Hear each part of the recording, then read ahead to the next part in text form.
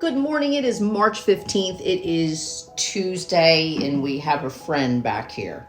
And we have another one too. So today's Walk with God book, The Escape from Self.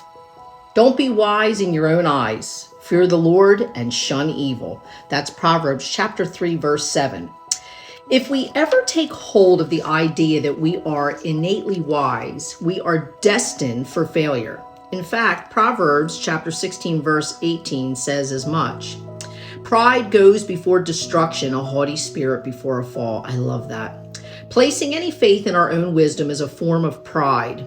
It is also self-delusion. We do not know anything about the future for certain. We don't know the intricacies of our hearts. We don't see all the motives and moods of other people. We don't have an infallible understanding of human psychology, and we don't fully grasp the spiritual realities of God's kingdom.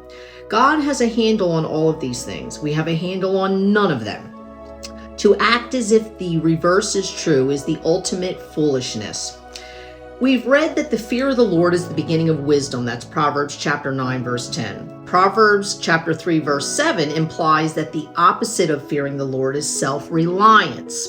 We absolutely must understand the gap between us and God and how amazingly it was bridged. If we are to act wisely, that's what we need to do.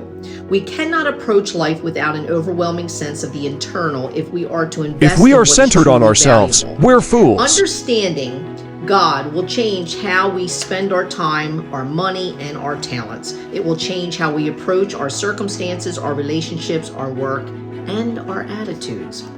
Have you noticed that those who make bad decisions are usually acting out of extreme self-interest? I have. A focus on self leads to devastating short-sightedness and has evil, destructive consequences. I've been there. A focus on God, His character, His ways, His eternal nature leads people to wisdom. Don't I know it? In the cell that I sat in, that's what I learned. Try this exercise the next time you face a decision. Instead of writing a list of pros and cons, write a list of motives for each choice. Pros and cons are about outcomes, but since we can't know the future, they are only guesses. Motives are about perspective. They identify the center of our lives. If we're centered on ourselves, we're fools. If on God, we're wise. Madame Guyon once said, all the graces of a Christian spring from the death of self. God bless you.